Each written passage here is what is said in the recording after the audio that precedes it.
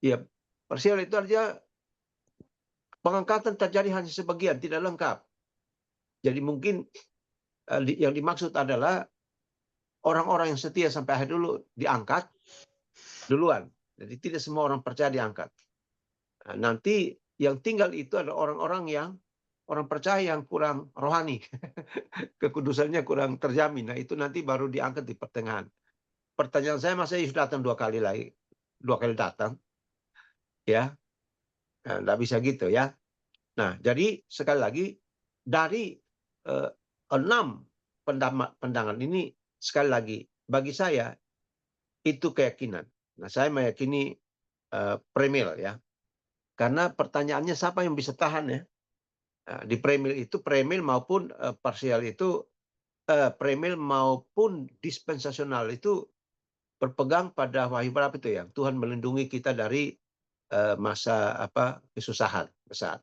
Lalu Matius 24 ayat 22 bahwa eh, siksa akan sangat berat, maka orang-orang pilihan itu akan dipersingkat waktunya. Nah, orang pilihan itu dalam Matius 24 itu bicara soal Israel ya, sebagai bangsa pilihan. Tetapi gereja juga, kita juga bangsa pilihan ya, menurut 1 Petrus 2 ayat 9 10 itu, jadi kita juga akan diangkat. Nah, itu premil menggunakan itu. Ya, sedangkan postmil eh, apa namanya eh, partial, middle, bukan, postmil dan middle itu masih percaya bahwa memasuki penderitaan. Gereja masuk dulu di penderitaan baru diangkat. Sementara postmil berkata bahwa sesudah gereja mengalami sengsara baru Yesus datang untuk mengangkat. Pertanyaan saya, kita semua orang sudah mati semua malu diangkat, yang diangkat mayat. Ya, tapi itu keyakinan ya. Nah, sekarang tujuan rapture. Pertama, Tuhan Yesus menjemput gerejanya. Ya, Yohanes 4 ayat 2. Aku pergi ke sana menyediakan tempat bagimu, dan setelah itu aku datang untuk menjemput kamu. Nah, ini bagi saya ini pengangkatan. Jadi Yesus jemput gerejanya. Ya, kalau dalam 1 Tesalonika pasal 4 itu Yesus sendiri turun datang jemput kita. Yang kedua, tujuan kedua adalah Tuhan Yesus menyelamatkan gerejanya dari masa kesukaran dan penghinaan besar. Itu 1 Tesalonika 5 ayat 1 sampai 10. Nanti dibaca di situ ya. Ya. Lalu yang tujuan ketiga adalah Tuhan Yesus menyempurnakan gerejanya. Filipi pasal 3 ayat 21 dan Efesus 1 ayat yang ke-14. Ya, jadi katakan bahwa nanti jadi kesempurnaan itu terjadi pada waktu Yesus datang kedua kali. Ya. Nah, lalu kronologi rapture. Ini saya belum bahas waktu, saya tambahan saja. Ya, penghulu malaikat berseru dan nafiri Allah berbunyi, ayat 1 Tesalonika pasal 4 ayat 13 18. Itu urutan kronologi pengangkatan. Ya, pertama penghulu malaikat berseru dan nafiri Allah berbunyi, baru Yesus turun. Yang kedua, Yesus sendiri datang, sendiri turun dari sorga, ayat 16b. Ketiga, orang-orang kudus yang mati dalam Kristus, ya, yang mati dalam Kristus itu diubah, dibangkitkan, ya, dibangkitkan dan dikumpulkan di awan-awan bersama dengan kita, orang-orang kudus yang masih hidup, itu diubah dalam tubuh baru, lalu baru diangkat ya bersama-sama kita ke awan permai. Lalu tujuan yang kronologi yang kelima adalah orang-orang kudus akan mengikuti pesta pernikahan anak domba Allah, yaitu Yesus dan gerejanya. Ya, jadi pertemuan di udara itu antara Yesus dan gereja Tuhan. Nah, itu kronologinya. Nah, yang kedua Bapak Ibu tentang kerjaan 1000 tahun damai di bumi ya. Itu Wahyu 20. Nah, ada 3 paham ini ya. Yang pertama, amilenialisme, dia berpendangan bahwa tidak ada kerajaan 1000 tahun damai secara fisik, tetapi hanya secara kiasan atau simbol dalam Wahyu pasal 20 itu. Simbol saja itu. Itu premil ya. Amilenialisme. Pandangan premilenialisme, kedatangan kerajaan 1000 tahun itu akan terjadi setelah rapture. Ya, setelah Kristus dan gerejanya di udara ya. Sudah Nanti baru Yesus datang untuk kembali dengan saleh-salehnya untuk membangun kerajaan 1000 tahun, ya, dan memerintah di sana. Itu dalam Wahyu 19 ayat 6 sampai 10. Lalu pandangan postmilenialisme adalah kedatangan Kristus akan ada sebelum kedatangan kerajaan 1000 tahun damai akan terjadi sebelum kedatangan Kristus kedua kali. Nah, ini yang bertentangan dengan Wahyu 19. Ya. Dan kedatangan Kristus kerajaan 1000 tahun itu sudah terjadi sekarang. Ya, ketika gereja mencapai masa emasnya, PI ya. Jadi sekarang itu kita ber-PI kemana-mana, ya. Lalu banyak jiwa, ya, suku-suku terasing yang kita sedang perjuangkan, doakan, dan dilayani oleh teman-teman yang ada di pedalaman dan sebagainya. Kita giat dalam melaksanakan amanat agung Yesus Kristus. Nah, itu menurut Postman itu yang kerjaan Allah itu sudah ada. Ya, tapi kan kerjaan Allah ini kan Bapak Ibu itu bicara tentang damai sejahtera. Tapi sekarang walaupun Injil diberitakan, tapi sekarang sudah ada damai sejahtera belum? Belum ada. Ya, belum ada. Itu masalah. Jadi kerajaan 1000 tahun itu disebut kerajaan Shalom, kerajaan damai sejahtera yang berlangsung selama 1000 tahun. Tidak ada percekcokan, tidak ada peperangan, tidak ada macam-macam lagi. Nah, sekarang menurut Postmil bahwa kerajaan 1000 tahun sekarang sudah ada. Di mana kemajuan teknologi memberikan kemudahan-kemudahan. Dunia mengalami satu kemajuan yang luar biasa. Penginjilan semakin membara, ya, kita kemana-mana. Nah, itu adalah kerjaan 1000 tahun. Saya kira ini juga tepat karena amanat agung yang kita gayang bersama ini yaitu kewajiban. Ya, karena dalam Matius 24 ayat 14 itu Yesus datang, semua akan berakhir ketika Injil sudah diberitakan dulu. Ya, jadi itu tugas pelayan kita sebenarnya, ya. Jadi saya kurang sependapat dengan ini. Nah, yang ketiga, masa tribulasi, ya, Great Tribulation. Nah, itu masa tribulasi itu seharusnya berjalan selama 7 tahun, ya. Nubuatan Daniel dalam Daniel pasal 9 ayat 27 itu satu masa, ya. Ada 1,5 masa dan setengah masa. Nah, Bapak Ibu kalau baca sana kan itu berbicara 1 masa itu, ya, 7 dia berarti itu bicara tentang 7 tahun, ya. Lalu setengah masa itu bicara tentang 3,5 tahun. Nah, dalam tribulasi ini terbagi dua, Bapak Ibu. Yang pertama tribulasi awal atau pertama itu 3,5 tahun. Nah, antikris memulai pemerintahannya, ya. Tapi di situ ada pembukaan, ya, pembukaan, ya, 3,5 tahun itu adalah pembukaan 6 materai dan 4 sangkakala, ya. Yang 6 materai itu siapa yang bahas, Pak Marurut atau Pak siapa ya yang bahas itu? Ya, jadi ya itu Pak Marurut, ya, atau siapa yang bahas tentang 6 materai itu, ya, dan 4 sangkakala. Itu lalu terjadi tanda-tanda di langit, langit dan bumi. Lalu ada 144.000 orang Yahudi disegel itu. Itu di ini, ya.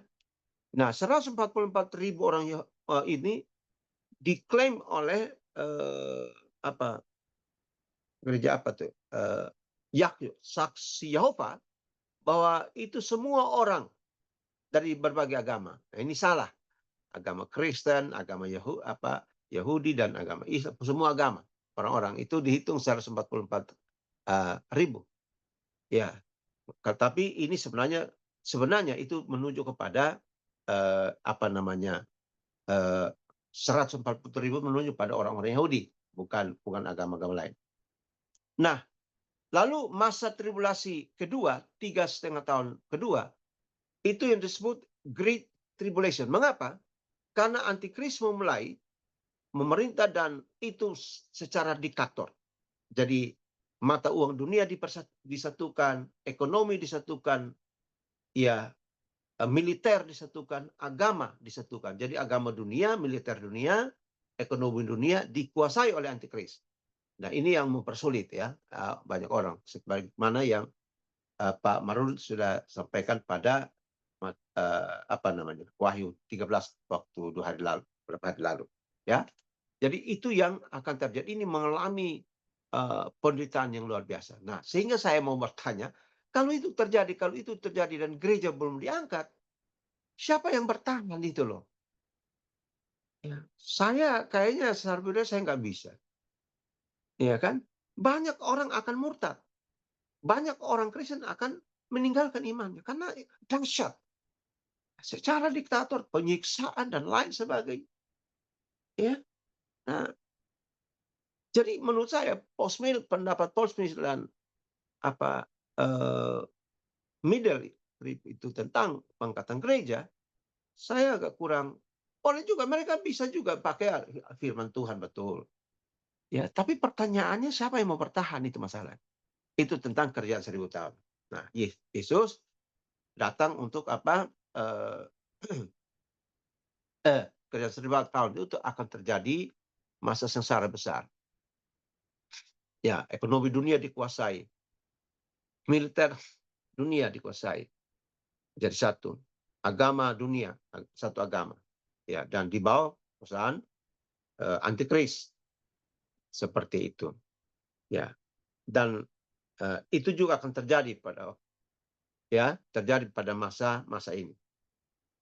Ya, lalu yang keempat adalah tanda-tanda kedatangan Kristus yang dibahas oleh di Matius 24 ayat 3 sampai 14 itu yang dibahas oleh Pak Raffles yang sudah dibahas.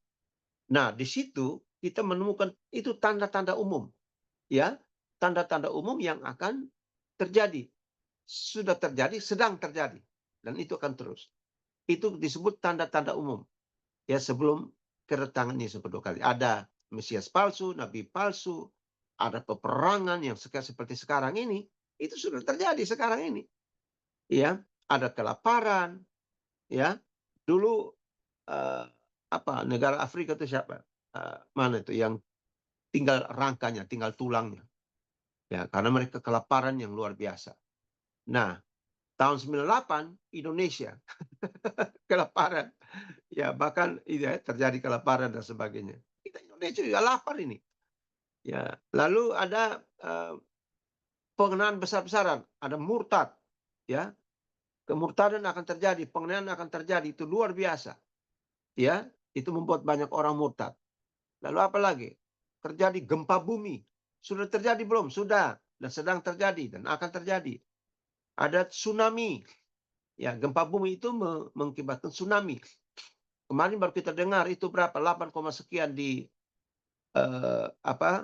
Rusia ya. Di bagian timur atau apa. Dan itu dampaknya sampai ke Jepang. Bahkan kemarin dibilang sampai di Sanggirta Laut. Dampaknya. Saya nggak tahu gimana itu beritanya. Geografinya bagaimana kok sampai terasa sampai kampungnya Pak Raffles itu, artinya Sulawesi Utara. Ini kejadiannya di Rusia bagian timur, ya, dampaknya sampai di Jepang. Nah, ada juga sakit penyakit, ya, penyakit sampar. Nah, itu penyakit sampar. Nah, itu sudah terjadi COVID, ya, dan sekarang katanya mau terjadi lagi. Itu Indonesia sudah menandatangani, Menteri Pendidikan sudah menandatangani siapa punya itu, yang itu bisa bahaya ke depan. Nah, sakit penyakit menular itu COVID itu COVID itu nama penyakit yang diberikan oleh PBB, sedangkan Alkitab menggunakan menular.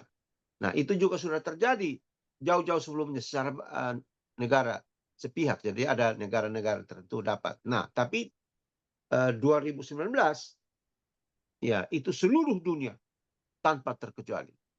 Nah, itu terjadi. Nah, jadi itu pun merupakan tanda-tanda umum yang Tuhan Yesus bilang peperangan dan sebagainya itu baru awal permulaan penderitaan. Ya, ya sebelum memasuki apa zaman baru. Nah, zaman baru itu yang sekarang ini, ya kan? Setelah tahun 2000 itu zaman itu ganti 2001 sampai sekarang 20 zaman baru ini baru 25 tahun nih, ya kan? Nah, jadi kita lihat tahun-tahun sebelumnya, ya itu terjadi penderitaan, penganiayaan tetap sama. Begitu memasuki tahun 2025 juga sama, ya terjadi penganiayaan dan sebagainya. Nah, itu tentang eh, tanda-tanda kedatangan Kristus. Nah, sekarang kita lihat kedatangan Kristus kedua kali ke dunia. Jadi nanti sekali lagi rapture itu Tuhan Yesus datang hanya di udara untuk menarik, mengangkat semua orang beriman yang setia sampai akhir. Yang setia, yang nggak setia masih di lapo tua, masih mabuk-mabuk, masih main judi, ya nggak diangkat. Ya, makanya itu yang middle trip itu middle itu menangkap itu bahwa ya nanti yang sudah sungguh-sungguh sebagian dulu diangkat, ya kita yang sungguh-sungguh diangkat dulu, baru mereka yang masih mabuk-mabuk mungkin di lapo tua, lagi di tempat-tempat tertentu, lagi apa namanya perjudian dan sebagainya. Nah, mereka masuk ke dalam masa itu. Nanti baru diangkat lagi kalau mereka sudah mau bertobat. Nah, ini saya kurang kurang begitu setuju. Ya. Nah, kedatangan Kristus kedua kali ya, jadi hanya ngangkat ya. Nah, nanti sama gereja, Yesus perkawinan anak domba, gereja dengan Yesus itu di awan-awan permai. Sesudah itu Yesus turun bersama orang saleh-salehnya. Datang untuk membangun kerajaan 1000 tahun. Ya, 1000 tahun damai di Yerusalem baru, itu langit dan bumi baru. Itu dibahas dalam Wahyu 21 ayat 1 sampai 27 itu. Ya, Wahyu 21. Jadi itu pertama. Nah, yang kedua, Yesus datang untuk apa? Untuk menghakimi bangsa-bangsa. Ya kan? Dan berikutnya adalah dia memerintah. Kerjaan 1000 tahun, selama 1000 tahun, dan iblis dihukum. Ya, iblis dihukum selama 1000 tahun. Sesudah itu, iblis dilepaskan lagi. Saya pikir ini Tuhan yang benar aja. Ini hukum-hukum terus saja. Kenapa pakai 1000 tahun segala macam? Sesudah itu baru dia pergi lagi untuk iblis itu dilepaskan lagi untuk pergi menyesatkan bangsa-bangsa. Dan situlah mungkin terjadi perang Harmagedon atau Gog dan Magog dan sebagainya. Nanti kita lihat itu bersama secara bersama. Seperti itu. Ya, jadi nah, nanti setelah itu baru ya setelah kerjaan 1000 tahun, setelah itu semua selesai, baru kita memasuki kerajaan kekal. Nah, di situ langit dan bumi akan lenyap dari hadapan Tuhan. Dan Bapak Ibu kalau bertanya kepada saya atau saya bertanya, siapapun bertanya kepada Bapak Ibu, saya kira kita tidak bisa jawab itu. Apakah masih ada? Karena laut, darat, semua hilang dari sekejap mata. Berarti itu kita memasuki masa kekekalan. Nah, di masa kekekalan itu ada dua tempat. Neraka dan sorga. Jadi orang-orang beriman yang sungguh-sungguh setia sampai akhir itu sorga, itu hidup dalam hidup kekal ya selama-lamanya. Nah, hidup kekal. Jadi ada kata hidup itu ada apa namanya digunakan soe, joe ya, joe. Joe itu hidup yang kekal datang ya.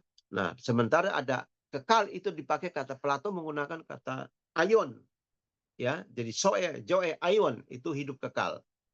Jadi bersama Tuhan untuk selama-lamanya. Sebagaimana Yesus bilang, aku pergi ke situ menyediakan tempat bagimu. Sesudah aku jemput kamu supaya, ayat 3. Di mana aku berada, kamu pun berada bersama-sama dengan aku. Jadi kita hidup bersama Yesus dalam kemuliaan yang akan datang. Itu kekal selama-lamanya. Ya.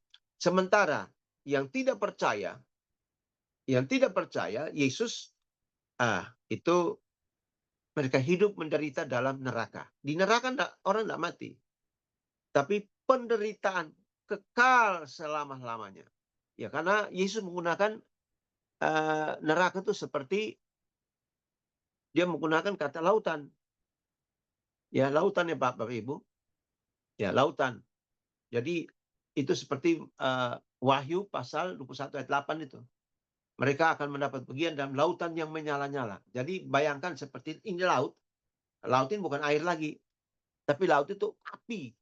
Itu neraka tuh ya orang-orang berdosa itu akan orang berdosa orang yang tidak percaya itu akan timbul tenggelam ya karena arus gelombangnya api itu begitu besar jadi dia bawa ke permukaan di atas masuk lagi dipermainkan begitu ya itu yang seperti dicontohkan oleh orang miskin dan Abraham itu kan orang miskin itu mati duluan dan lalu dia di pangkuan Abraham lalu orang kaya mati kemudian masuk neraka dia dihukum disiksa di sana lalu dipermainkan oleh lautan api itu jadi begitu dia terangkat ke atas permukaan lalu lihat Abraham lagi gendong si miskin lalu dia bilang Bapak Abraham tolong dong kasih air dikit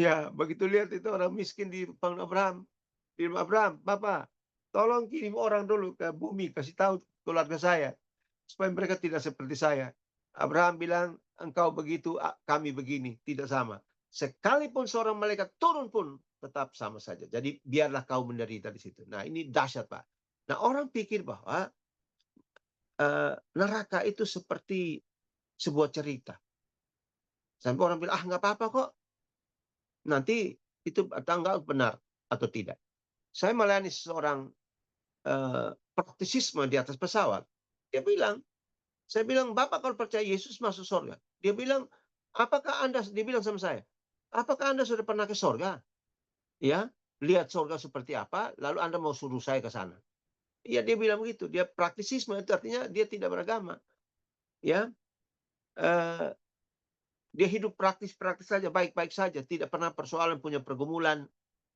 tapi dia percaya bahwa karena dia nggak punya pergumulan dia tidak punya persoalan dia tidak berantem dengan siapa-siapa dia bantu gereja pembangunan gereja bantu masjid dan sebagainya kan perhitungan dia selamat saya bilang kamu nggak bisa selamat kalau kamu tidak percaya Yesus nggak bisa selamat nah, jadi dia ngomong begitu nah jadi Bapak Ibu Saudara ini luar biasa ya kan nah begitu juga kita sudah bahas tentang perang Harmagedon menurut saya bagi saya ini sekarang peperangan sekarang ini yang disampaikan oleh Yesus dalam Matius 24 ini merupakan apa ya awal menuju ke sana lihat Bapak Ibu Israel lawan Iran sekutunya Soviet sekutunya Rusia lawan dengan Yaman ya Suriah dan lain sebagainya itu luar biasa nah itu negara-negara itu adalah sekutunya Soviet bersama Cina bersama Korea Utara mereka yang akan menyerang Israel tapi saya heran Bapak Ibu kemarin itu saya lihat kok Netanyahu sama si siapa nih Putin ini ketemu di Yerusalem lalu mereka ibadah bersama ya saya pikir ini luar biasa nih permainan politik dunia gitu dan sebagainya. Tapi Israel akan dihajar itu. Satu saat semua akan sesuai dengan nubuatan apa namanya? Yeskiel 36, 37, 38 itu. Bahwa semua bangsa akan lawan dia. Ya. Iya, di Zakaria, bangsa-bangsa yang di sekitar itu, seputar itu akan lawan dia. Nah, dan satu waktu tidak akan kalah. Sekarang tidak kalah. Siapapun lawan Israel sejak dia merdeka itu tidak merdeka 48 itu tidak ada yang menang pada bangsa Israel. Ya, waktu perang 67 berapa negara? 6 negara ya. Ya, lawan dia duluan. Dihajar juga. Lalu dia mengambil semua tanah-tanah itu. Ya, tahun 70 masih juga.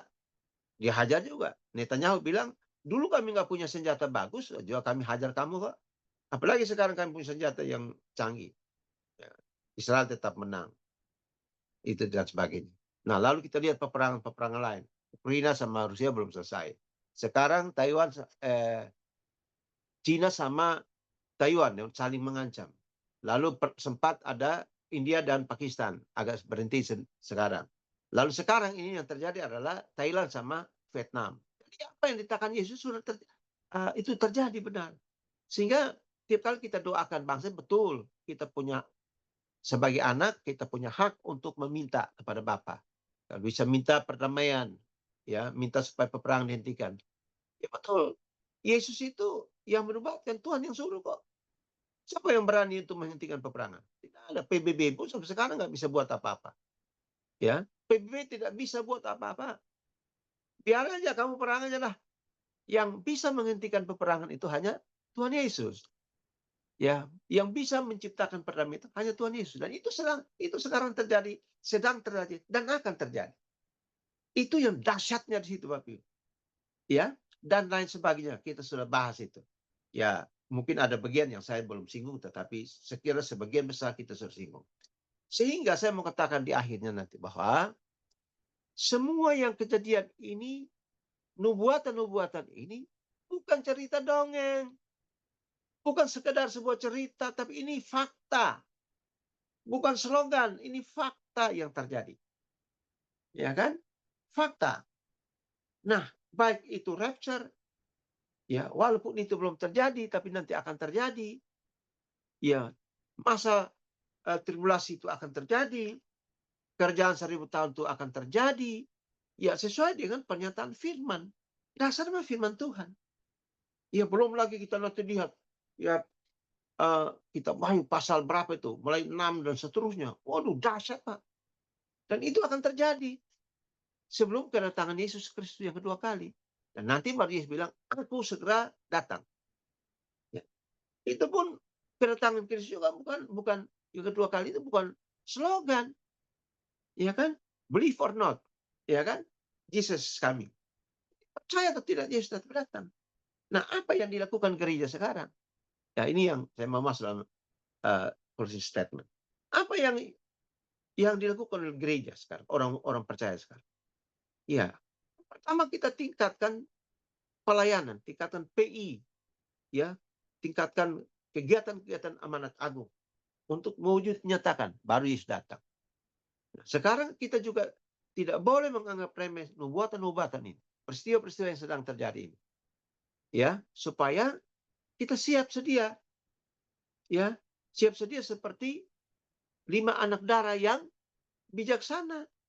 Nah, 10 anak darah sebenarnya bukan bodoh. Menurut saya bukan bodoh. 5 itu bukan bodoh. Sama-sama dipersiapkan. Hanya mereka yang 5 itu kurang bijaksana. Dia bawa minyak pas-pasan. Ya, habis minyak dia nunggu, habis. Ya sudah, dia kehabisan. Tapi 5 anak darah itu yang bijaksana itu mereka bawa minyak tambahan dan sebagainya. Lengkap sambil menunggu sehingga sampai eh, mempelai itu datang. Nah, 5 anak darah yang tidak bijaksana itu bicara tentang orang-orang Kristen. Ya, nggak usah orang luar lah. Orang-orang Kristen yang tidak siap. Yang masih hidup dalam keduniawian. Sedangkan 5 anak darah yang pintar, yang bijaksana itu adalah menggambarkan tentang kita-kita sebagai orang beriman yang setia sampai akhir. Ya, sampai kedatangan Yesus kedua kali. Orang di Petrus atau di mana itu, dia bilang, orang mulai bilang, apakah bilang Yesus datang, benar atau enggak? Tapi Tuhan itu bilang, Tuhan tidak lalai, dia tetap menepati janji. Hanya kapan Tuhan Yesus datang, kita nggak tahu. Ini baru tanda-tanda ini. Kita tidak tahu. Yang dia datang aja dia nggak tahu, malaikat nggak tahu, hanya Bapa di surga tahu. Tapi kalau kita mau bilang secara uh, ilahi, ya, Yesus dalam keilahiannya, dia tahu waktunya itu, Bapa tahu. Tapi dalam status kemanusiaannya dia nggak tahu. Dia datang juga seperti pencuri. Jadi mari kita gereja sekarang jangan tinggal diam. Kita persiapkan diri kita dengan baik. Kita mempercayai firman Tuhan. Dan kita terus mengembangkan pelayanan sambil siap sedia menantikan kedatangan Tuhan yang kita tidak tahu waktunya. Ketika dia datang, kita pun semua sudah siap. Nah, marilah kita mengajarkan eskatologi masih begitu banyak kepada jemaat di mana kita pimpin. Kepada orang-orang yang kita layani. Ya, dan saya himbau kepada gereja-gereja. Bapak Ibu sebagai pendeta jemaat seperti saya, gembala sidang yang pegang gereja, memimpin gereja. Nah, ini yang perlu dimasukkan pengajaran-pengajaran akhir zaman ini di gereja supaya jemaat juga memahami. Sekarang saya sudah memulai ya di gereja kami. Ya, walaupun peminatnya hanya sedikit, kasihan tadi dijikan banyak orang. Ya, tapi itu dia. Kalau orang tidak dipersiapkan, maka dia akan mengalami hal-hal yang tidak diduga, bahkan akibat-akibat yang lebih buruk dialami. Nah, mari Bapak Ibu, kita tidak berhenti di sini, tapi kita tingkatkan pengajaran ini di jemaat kita, di setiap orang yang kita layani. Tuhan memberkati kita semua. Kita berdoa. Bapa di sorga, terima kasih. Hari ini merupakan bagian terakhir dari eskatologi. Kami sadar bahwa masih banyak hal yang perlu dibahas di dalam eskatologi, tapi waktu kami terbatas. Dan hari ini kami mengambil penekanan-penekanan kembali akan apa yang sudah kami bahas bersama sepanjang 1 bulan ini. Dan biarlah apa yang kami bahas ini Tuhan memperkaya wawasan kami, berpikir kami, tapi juga menolong kami untuk dapat memberitakannya. Mempersiapkan gereja-gereja Tuhan. Mempersiapkan gereja Tuhan yang dimana Tuhan percayakan kepada kami. Supaya mengajarkan kepada jemaat. Supaya jemaat juga tahu dan mengerti. Dan dia boleh bersiap sedia dalam menantikan kedatangan. Terima kasih Bapa di sorga. Kami serahkan waktu ini sepenuhnya dalam tangan. Dalam nama Tuhan Yesus Kristus, kami berdoa mengucap syukur untuk firman-Mu. Amin.